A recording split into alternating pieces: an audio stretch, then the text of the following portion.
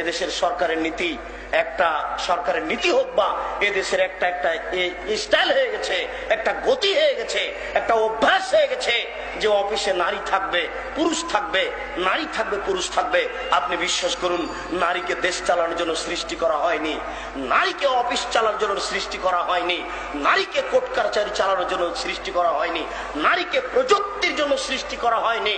শুধুমাত্র নারীকে সৃষ্টি করা হয়েছে তার স্বামীকে শান্তি তৃপ্তি দেওয়ার জন্য, শুধুমাত্র তার স্বামীকে শান্তি তৃপ্তি দেওয়ার জন্য সৃষ্টি করা হয়েছে। আল্লাহ তাআলা বলছেন, ওয়াকান্না ফি বুয়ুতিকুন্না ওয়ালা তাবাররাজনা তাবারুজাল জাহিলিয়াতুল উলা, হে মুসলিম মহিলা, তোমরা বাড়িতে থাকো। বন্যতার যুগে, বর্বরতার যুগে, অসভ্যতার যুগে নারীরা যেভাবে রাস্তায় চলতো সেভাবে চলো না। এভাবে রাস্তায় চলা বন্যতা, বর্বরতা, অসভ্যতা। আল্লাহ বলছেন এটা বন্যতা, এটা বর্বরতা, এটা অসভ্যতা।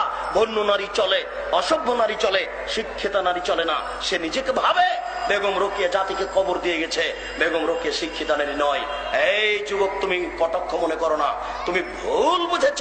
তোমাকে আবার বুঝতে হবে মেয়ে কেন মাঠে নামলো। আমার সম অধিকার, ও সম অধিকারের কি বুঝে? অধিকার কাকে বলে? সম অধিকার কি বুঝেও? শুনুন, এমন কোন পৃথিবীতে দেশ নেই যে দেশের 3 জনই নারী। আশ্চর্য বাংলাদেশ, যে দেশের বড় জন নারী, মেজ জন নারী, আরে সেজ জন নারী, আরে 3 জনই নারী।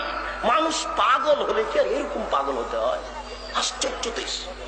অথচ আল্লাহর নবী বলছেন, যে দেশে 1 জন নারী দায়িত্বশীল হবে সে দেশে গজব নাযিল হবে, সে দেশে গজব নাযিল হবে, সে দেশে গজব নাযিল হবে। এই কথা আল্লাহর নবী বলছেন বুখারী মুসলিমের।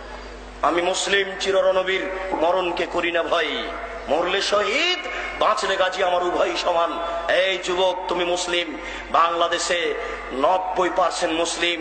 এই দেশের মাটিতে যদি হিন্দু কথা বলতে পারে, এই দেশের মাটিতে যদি ইহুদি কথা বলতে পারে, এই দেশের মাটিতে যদি খ্রিস্টান কথা বলতে পারে, এই দেশের মাটিতে আমি আব্দুর রাজ্জাক হাদিসের অনুবাদ করতে পারি না?